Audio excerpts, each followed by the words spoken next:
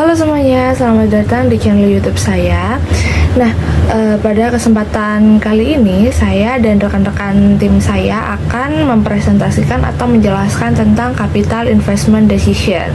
Nah, di sini saya tidak sendirian tentunya, karena di sini saya ditemani oleh 3 orang teman saya. Yang pertama ada Dina Citrasari, yang kedua ada Cindy Octavia, dan yang ketiga ada Deva Satria Angkasa.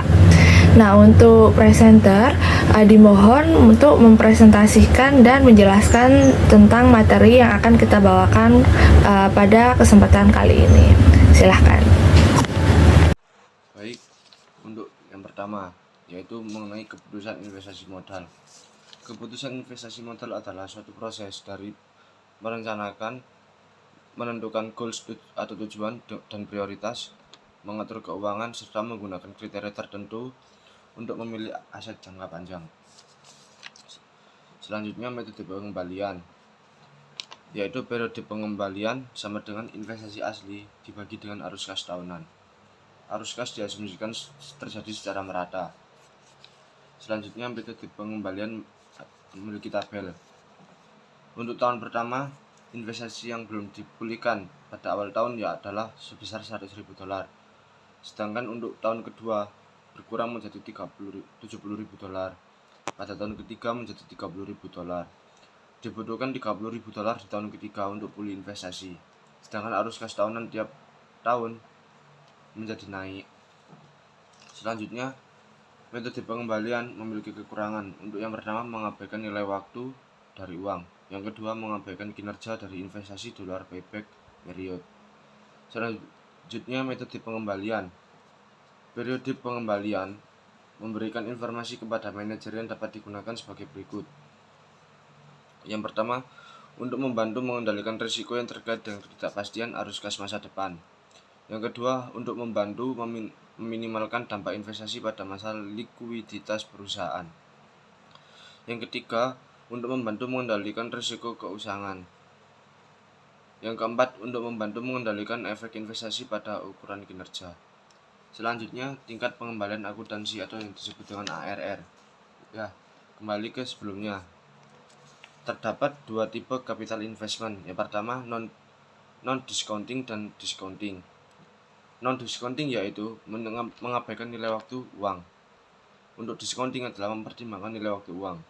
Untuk non-discounting memiliki dua tipe, yaitu payback period atau yang kita kenal dengan PPP dan accounting rate of return yang bisa disebut dengan ARR. Sedangkan discounting yaitu net present value dan internal rate of return NPF dan IRR. Yang saya bahas selanjutnya yaitu ARR. ARR yaitu pendapatan rata-rata dibagi dengan investasi awal atau investasi rata-rata. Untuk mencari pendapatan rata-rata bisa ditemukan dengan cara rata-rata bersih tahunan arus kas atau kurang penyusutan rata-rata. Untuk mencari investasi rata-rata yaitu investasi asli ditambah dengan nilai sisa dibagi 2. Asumsikan bahwa investasi dikonsumsi secara seragam. Selanjutnya akan disampaikan oleh teman saya. Baik, pada slide selanjutnya yaitu ada contoh dari tingkat pengembalian akuntansi atau ARR. Lalu untuk slide selanjutnya ada alasan menggunakan ARR. Yang pertama, sebuah ukuran penyaringan untuk memastikan bahwa investasi baru tidak akan mempengaruhi laba bersih. Lalu untuk yang kedua, untuk memastikan efek yang menguntungkan pada laba bersih sehingga bonus dapat diperoleh atau meningkat. Next. Adapun kekurangan utama dari tingkat pengembalian akuntansi adalah bahwa ia mengabaikan nilai waktu dari uang. Next. Adapun metode nilai bersih, PV sama dengan P dikurangin I, di mana P sama dengan nilai sekarang dari kas masa depan proyek. Untuk yang I, nilai sekarang dari biaya proyek atau biasanya pengeluaran awal. Nilai bersih adalah perbedaan antara nilai sekarang dari arus kas masuk dan keluar yang terkait dengan suatu proyek. Next. metode nilai sekarang bersih. Contohnya seperti Brennan Company telah mengembangkan earphone baru untuk memutar CD atau tape portable yang diharapkan menghasilkan pendapatan tahunan sebesar $300.000. Peralatan produksi yang diperlukan berharga $320.000 dan dapat dijual dalam 5 tahun seharga $40.000. Selain itu, modal kerja diharapkan meningkat sebesar $40.000 dan diperkirakan akan pulih pada akhir 5 tahun. Biaya operasional tahunan diperkirakan sebesar $180.000. Tingkat pengembalian yang diperlukan adalah 12%. Next. Langkah pertama ada identifikasi arus kas. Untuk tahun pertama hingga tahun kelima itu ada peningkatan pada arus kas. Next. Lalu ada analisis NPV. Next. Lalu ada kriteria keputusan untuk NPV. Jika NPV sama dengan 0, ini menunjukkan yang pertama, investasi awal telah pulih. Lalu untuk yang kedua, tingkat pengembalian yang diminta telah dipulihkan. Dengan demikian, titik impas telah tercapai dan kami acuh tak acuh terhadap proyek tersebut. Oke, untuk slide selanjutnya akan saya jelaskan ya. Nah, jika NPV itu lebih dari 0, maka menunjukkan bahwasanya investasi awal itu telah pulih. Kemudian tingkat pengembalian yang diminta juga telah dipulihkan, dan pengembalian lebih dari karakteristik 1 dan karakteristik 2 sudah diterima. Jadi ada pendapatan lebih dari segi initial investment dan dari segi required rate of return investment. Kemudian ada asumsi reinvestasi. Model NVP mengasumsikan bahwasanya semua arus kas yang dihasilkan oleh suatu proyek segera diinvestasikan kembali untuk mendapatkan tingkat pengembalian yang diperlukan sepanjang umur proyek. Jadi, jika sudah ada cash flow dari suatu proyek yang dihitung pakai NPV, maka harus segera diinvestasikan kembali. Contohnya nih, jika tahun pertama kita mendapatkan 120.000, nah, maka 120.000-nya itu segera diinvestasikan kembali. Selanjutnya adalah IRR atau Internal Rate of Return. IRR adalah tingkat diskonto yang menetapkan NPV proyek pada 0. Jadi, P sama dengan I untuk IRR. Nah, jadi ketika kita menghitung IRR ini, sama halnya kita menghitung tingkat keuntungan saat NPV-nya sama dengan 0. Ada sebuah contoh soal. Nah, sebuah proyek membutuhkan $10.000 investasi dan akan mengembalikan $12.000 setelah 1 tahun. Apakah itu IRR?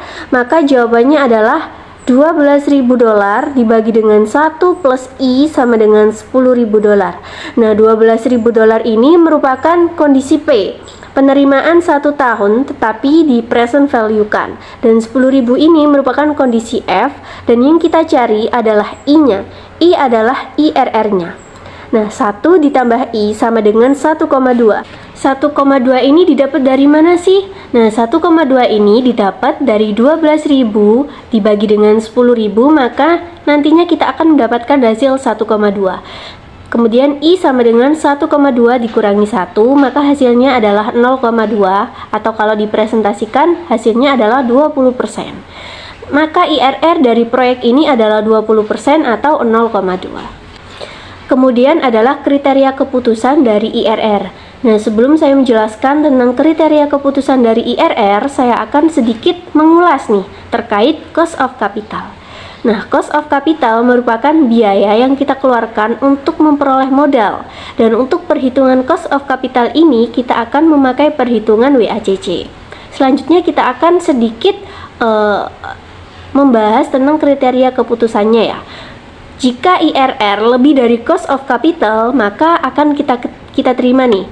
Karena keuntungan yang kita dapat itu lebih tinggi daripada biaya modal yang kita keluarkan. Kemudian jika IRR sama dengan cost of capital, maka bisa kita terima atau boleh juga kita tolak. Cuman kadang-kadang ini ada pertimbangan lain. Misalkan kalau diterima itu biasanya mempertimbangkan aspek-aspek kualitatif. Kemudian jika IRR kurang dari cost of capital, maka harus ditolak ya, karena itu akan merugikan kita yang berinvestasi. Slide selanjutnya adalah NPV dibandingkan dengan IRR. Nah, ada dua perbedaan utama dari NPV dan juga IRR. Yang pertama, NPV mengasumsikan arus kas masuk diinvestasikan kembali pada tingkat pengembalian yang diminta. Sedangkan metode IRR ini mengasumsikan bahwasanya arus masuk diinvestasikan kembali pada tingkat pengembalian internal. Dan yang kedua, NPV mengukur profitabilitas suatu proyek dalam dolar absolut, sedangkan metode IRR mengukurnya sebagai persentase. Lalu contoh dari perusahaan Binley, di sini ada dua desain, yakni desain A dan juga desain B. Yang diketahui adalah pendapatan tahunan dari desain A adalah $179 sekian dan desain B $239 sekian. Kemudian biaya operasi tahunan dari desain A adalah 119 sekian dan desain B 169 sekian. Kemudian untuk peralatan, nah peralatan ini merupakan yang diinvestasikan. Untuk peralatan dari desain A adalah 180.000 dan desain B adalah 210.000. Kemudian untuk kehidupan proyek dari desain A dan juga desain B ini sama, yakni sama-sama 5 tahun. Untuk next slide ini, pertama, ketika kita mau menghitung NPV, kita harus mengetahui cash flow dari investasi tersebut itu berapa. Nah, tadi kan sudah ada asumsinya nih, bahwasanya setiap tahun pendapatan dari desain A adalah $179 sekian dan biaya operasinya adalah 119 sekian. Ketika dikurangi, maka akan mendapatkan laba, yakni sebesar 60.000. Dan untuk yang desain B dengan cara yang sama seperti desain A akan mendapatkan hasil 70.000. Dan itu yang menjadi cash flow, walau sebetulnya belum betul-betul menjadi cash flow karena tidak ada keterangan depresiasi dan juga sebagainya. Kan tadi sudah diketahui nih bahwasanya cash flow yang dari desain A adalah 60.000 dan desain B adalah 70.000. Dan ingat bahwasanya proyek life-nya atau umur ekonomisnya masing-masing adalah 5 tahun. Maka cash flow-nya adalah 5 kali. Nah, kita akan menghitung NPV analisis desain A terlebih dahulu. Nah, cara menghitung NPV analisis adalah kita tinggal mengalihkan cash flow dengan diskon faktor. Nah, didapat dari mana sih 3.605 itu? Nah, 3.605 itu didapat dari rumus diskon factor annuity atau annuity present value factor, yakni 1 dikurangi 1 plus R pangkat min N dibagi dengan R. R merupakan rate per period dan N merupakan number of period. Kita masukkan ya, 1 dikurangi 1 ditambah 0,12 pangkat min 5 dibagi dengan 0,12. Ketika kita hitung, maka akan mendapatkan hasil 3.605. Setelah kita mendapatkan 3.605, kita kalikan dengan 60.000, maka akan menghasilkan 216.300. Setelah kita mengetahui present value-nya, kita akan menjumlah ya 180.000 dijumlah dengan 216.300, maka akan mendapatkan 36.300 dan 36.300 itu merupakan net present value. Kemudian kita akan menghitung analisis IRR, yakni dengan rumus faktor diskon sama dengan investasi awal dibagi dengan arus kas tahunan. Sama dengan investasi awal yang desain A akan 180.000 kita masukkan nih. Kemudian arus kas tahunannya 60.000, berarti 180.000 dolar dibagi dengan 60.000, maka mendapatkan hasil 3. Lalu untuk analisis IRR-nya ini kita menggunakan rumus simple present value discount factor dengan rumus 1 dibagi dengan 1 plus I pangkat N, maka nanti kita akan mendapatkan hasil yakni 20%. Kemudian untuk analisis NPV dan analisis IRR dari desain B itu masih sama ya, rumusnya seperti analisis dari desain A. Itu saja yang bisa saya sampaikan. Untuk selanjutnya akan dijelaskan oleh rekan saya. Nah, terima kasih kepada teman-teman yang sudah mempresentasikan. Selanjutnya akan saya lanjutkan, yaitu untuk kesempatan kali ini selanjutnya kita akan membahas tentang after tax operating cash flow, di mana kita akan menghitung arus kas tetapi yang sudah disesuaikan dan dikurangi dengan pajak. Nah, dari perhitungan ini dapat dirumuskan yaitu after tax cash flow sama dengan after tax net income ditambah net non cash expenses. Nah, non cash expenses ini biaya yang tidak dibayarkan, contohnya seperti depresiasi. Kenapa? Karena depresiasi itu tidak dibayarkan secara langsung. Dalam laporan neraca laba rugi itu kan depresiasi memang ada kayak pos khusus, namanya itu akumulasi depresiasi, tetapi biaya depresiasi ini tidak dibayarkan kepada siapapun. Nah, untuk rumusnya itu tadi ya, after tax cash flow sama dengan after tax net income ditambah non cash expenses. Nah, di sini sebagai contoh ada revenue-nya yaitu 1 juta. Kemudian operating expenses-nya adalah 600.000. Artinya 1 juta itu tadi dikurangi dengan 600.000 akan mendapatkan pendapatan sebelum pajak atau income before tax yaitu sebesar 400.000.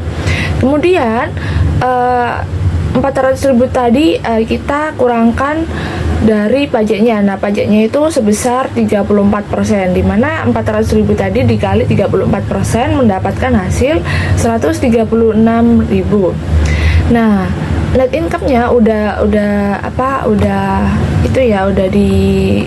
didapatkan ya, dimana 400.000 tadi dikurangi dengan 136.000 yaitu menghasilkan after tax cash flow-nya 264.000. Kemudian ada biaya depresiasi nih sebesar 100.000. Nah, artinya after tax cash flow-nya 264.000 ditambah 100.000 menghasilkan after tax cash flow-nya 364.000. Nah, selanjutnya after tax operating cash flow, tapi ini menggunakan pendekatan yang berbeda, di mana tadi kan menggunakan pendekatan net income approach. Nah, untuk selanjutnya ini kita menggunakan pendekatan decomposition approach. Nah, di sini ada yaitu after tax revenue, yaitu dengan rumus 1 minus tax rates dikali cash revenue. Kemudian after tax cash expenses sama dengan 1 minus tax rate dikali cash expenses. Dan yang ketiga yaitu tax saving. Tax saving ini apa sih? Tax saving itu seperti penghematan pajak. Nah, nanti akan dijelaskan mengapa sih kok ada penghematan pajak ini di dalam perhitungan after tax operation cash flow. Nah, untuk tax savingnya yaitu tax rate dikali non cash expenses. Jadi total kas operasi itu sama dengan pendapatan kas setelah pajak dikurangi dengan biaya kas setelah pajak, lalu ditambahkan dengan penghematan pajak atas biaya non kas.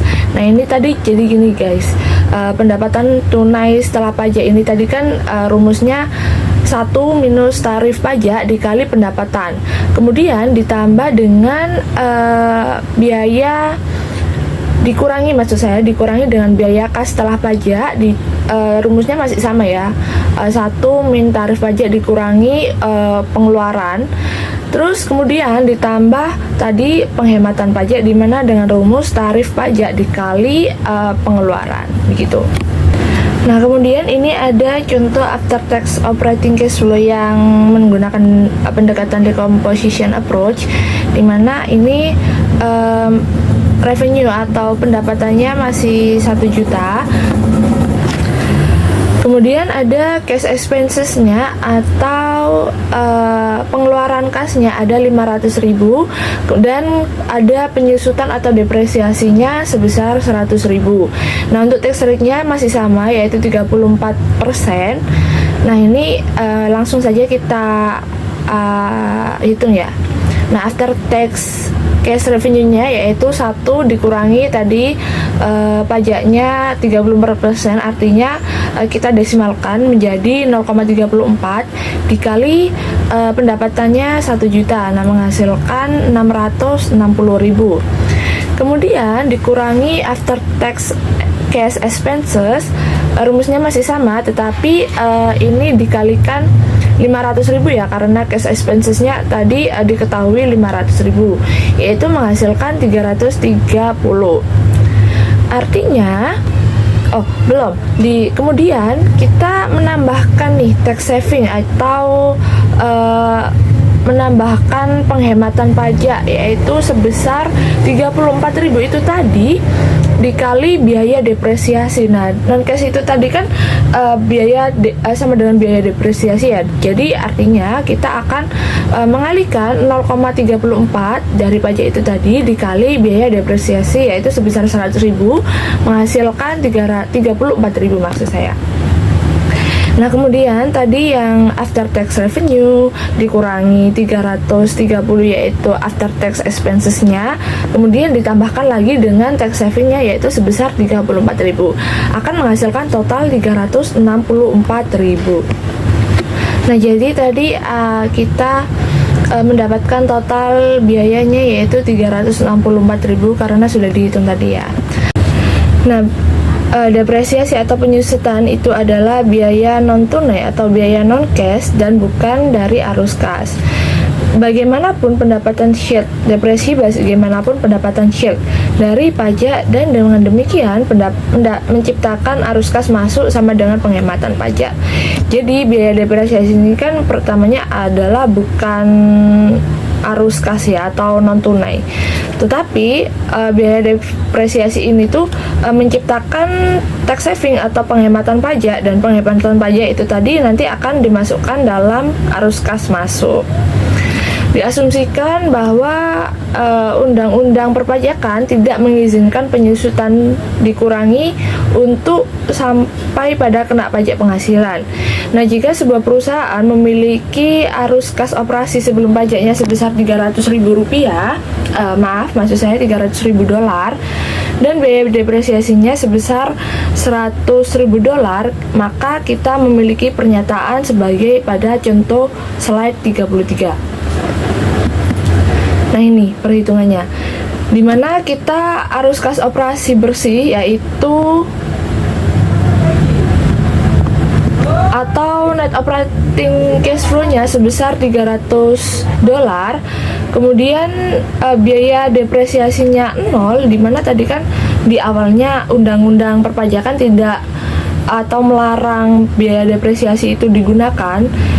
Jadi 300.000 tadi dikurangi biaya depresiasinya 0, berarti taxable income-nya atau penghasilan kena pajaknya sebesar 300.000 tetap ya, karena tidak ada yang dikurangi.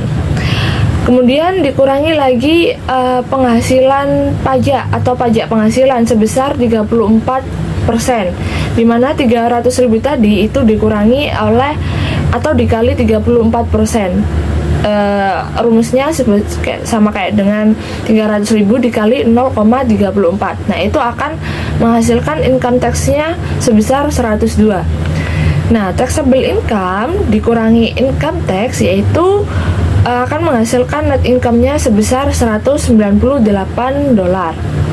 Dimana tadi 300.000 dikurangi 102 itu kan income tax-nya. Income tax-nya tadi kan 102. Kemudian taxable income-nya kan 300.000. Nah, dikurangi itu nanti akan menghasilkan net income-nya 198.000 dolar. Nah, kemudian kita asumsikan bahwa undang-undang perpajakan memperbolehkan kita depresiasi dimasukkan dalam perhitungan untuk mencari net income-nya. Nah, tadi kan net operating cash flow-nya tetap ya 300.000. Kemudian biaya depresiasinya sebesar 100.000. Nah, 300.000 dikurangi 100.000 itu kan sama dengan 200.000. Nah, 200.000 itu tadi masuk ke taxable income atau pendapatan kena pajak. Kemudian pendapatan kena pajak untuk mencari pendapatan bersih atau net income kan dari pendapatan kena pajak dikurangi pajak itu tadi kan. Nah, di sini pendapatan kena pajaknya itu kan 200.000, dan untuk teksnya masih sama 34%. Jadi tadi 200.000 dikali 0,34 akan menghasilkan pajak penghasilan yaitu sebesar 68.000. Jadi 200.000 dikurangi 68.000 menghasilkan net income-nya 132.000.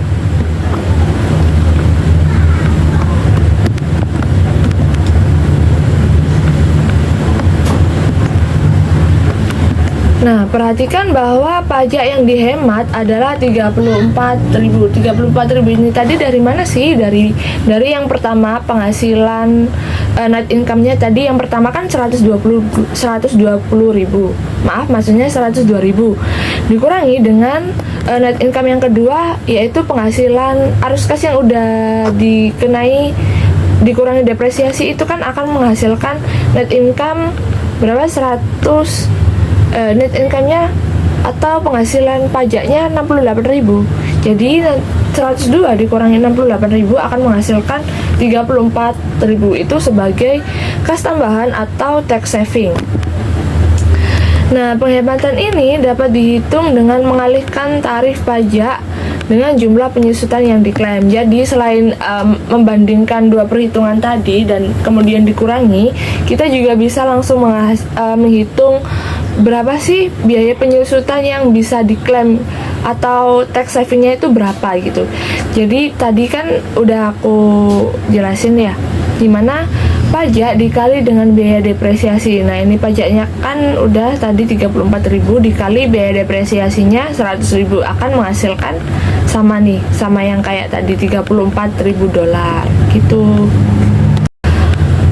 Kemudian ada cara menghitung tarif depresiasi. Ini nggak saya jelaskan banyak karena di mata kuliah manajemen keuangan kalau nggak salah udah dijelaskan atau udah diterangkan oleh Bu Astri.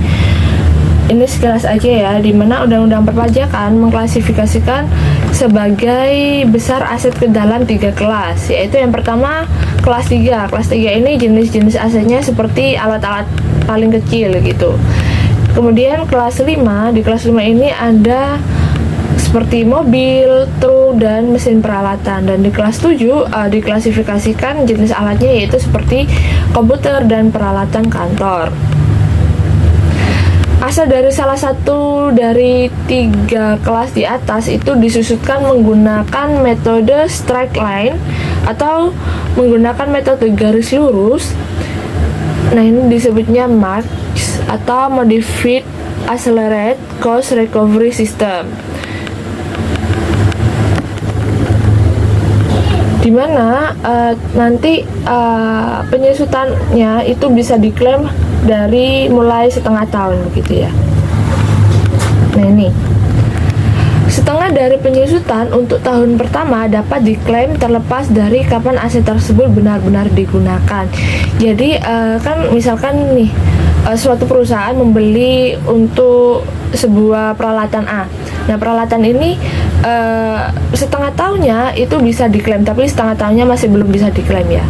Kemudian setengah tahun penyusutan diklaim pada tahun setelah akhir masa pemakaian aset. Nah, dari tadi kan di tahun pertama itu kan cuma setengah tahun yang bisa diklaim ya.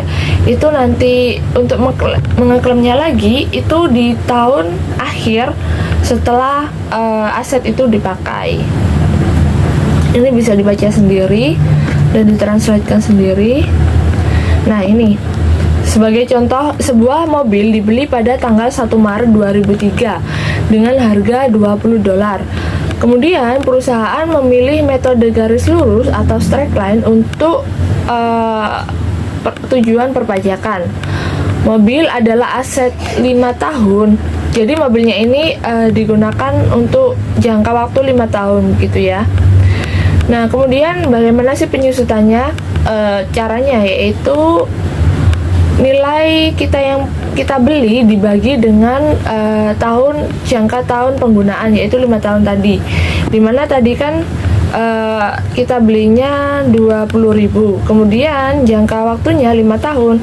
Nah, 20.000 dibagi 5 menghasilkan penyusutannya 4.000 setiap tahunnya.